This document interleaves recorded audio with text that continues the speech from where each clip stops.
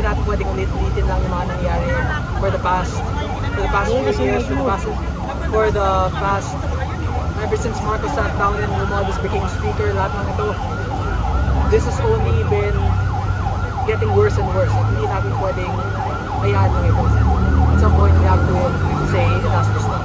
Kung tuloy-tuloy na ba ito? Yes, every day. Pero ano, yung bukas, yung next day, surprise, hindi ka sasabihin kung saan subdivision, hindi ka sasabihin kung ilan kami, hindi ka sasabihin kung anong oras, just surprise.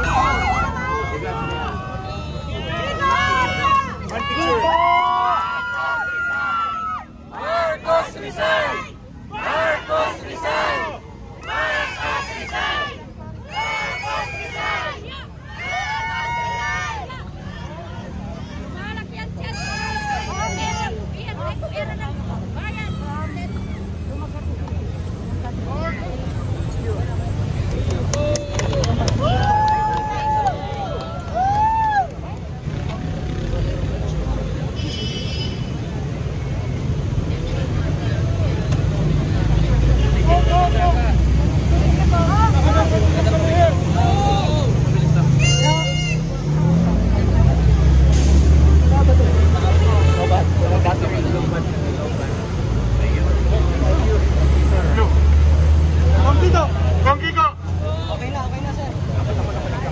Meow meow!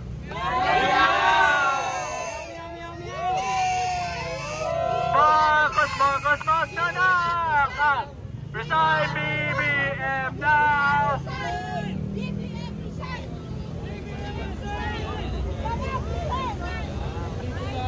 Congressman Kiko Barzaga.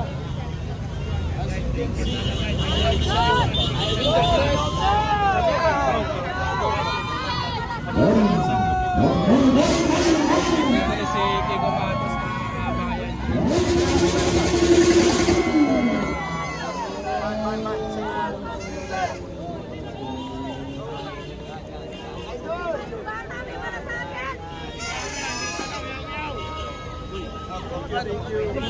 Salamat!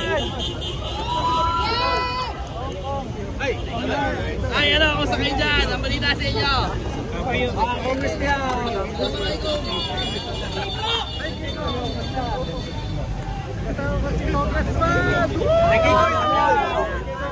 Meow, meow, Kiko!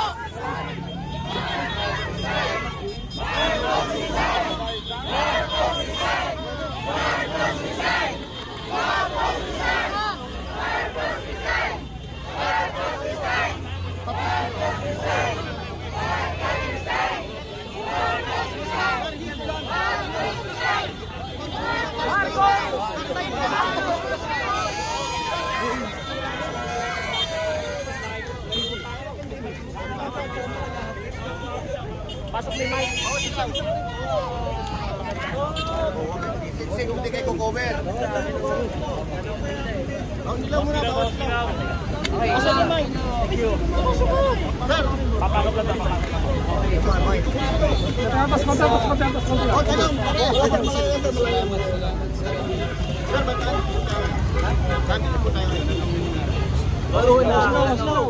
Nagkamali kami siya, tapos may miscarriage na puntahan namin. Pero ngayon, nandito na kami sa Forbes Park and we're here showing the people's anger towards the flood control anomalies.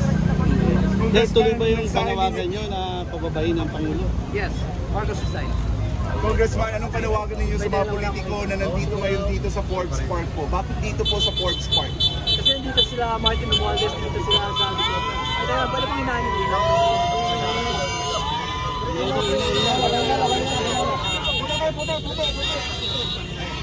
Ano nagdilaw? Congressman, ulitin ko lang, why dito sa Forbes Park? Bakit dito sa Forbes Park? Bakit po dito sa Forbes Park? Bakit dito sa Forbes Park? Bakit daw po dito sa Forbes Park? Kasi dito yung mga magnanakaw, dito yung na-investigate na bahay ni Romualdez, ni Zalico. So, ito yung mismo target namin. Ayaw naman namin mag-aya sa Nepal na susunogin yung parliamentary building because that will just end up causing more chaos in our government. Gusto lang namin, target lang namin yung mga magnanakaw, no one else, not the businessmen, not the good government officials. We just want our money back and the people in prison. Questions? Meow meow meow? Meow meow.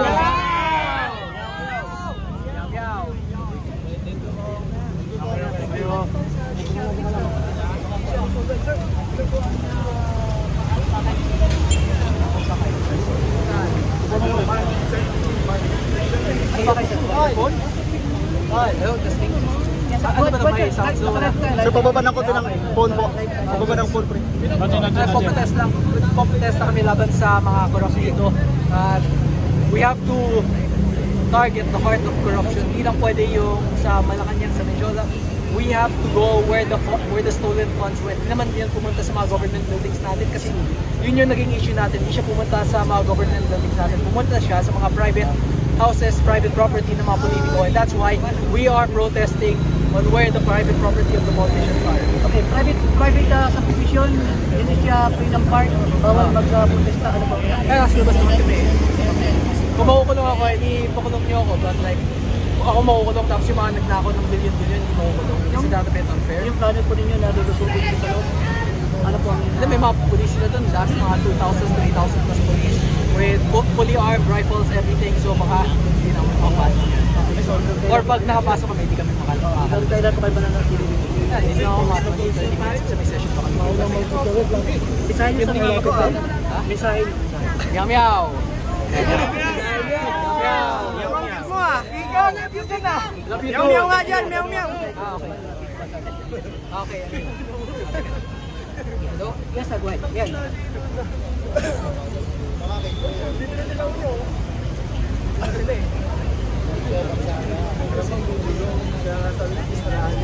Ha? Hello? Go ahead, go ahead.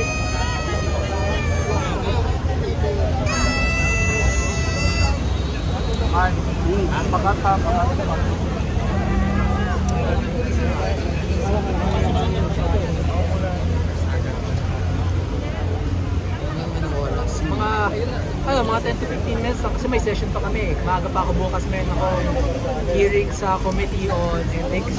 And then last day ng session namin bago kami mag-adjourn namin. Bukas. Mamaya, tama yun. Oo, bukas.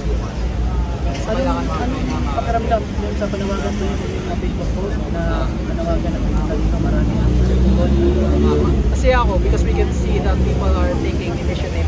Gusto talaga ng mga tao na magbago ng gobyerno natin. Hindi na pwedeng laging ganito.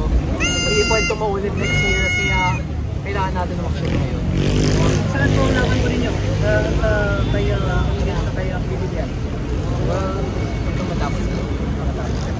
Salamat. Until a brighter future. Okay. Until our country will have a brighter future. So we can see na may pagbabago talaga. Hindi ka nagtigil. We'll just keep fighting. Okay, go ahead. Mike, tol, pababa konti.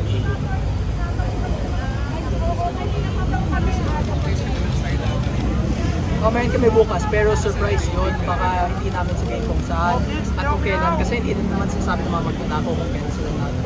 Kung kailan sila nanakaw ko, kaya hindi din namin sasabihin kung kailan sila mag-protest. Laban sa pagnanakaw dito. Okay? Salamat ako. Thank you. Okay, wala, thank you. Also, sorry din sa lahat ng mga police at sa lahat ng mga security agencies. Ang dami-dami nila na nag-overtime ngayon, thousands.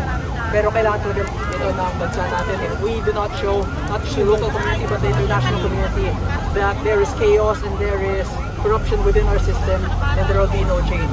Hindi natin pwedeng ulit-ulitin lang yung mga nangyari for the past few years, for the past ever since Marcos sat down and Romualdez became speaker, lahat ng ito, this has only been getting worse and worse. At hindi natin pwedeng hayaan lang ito.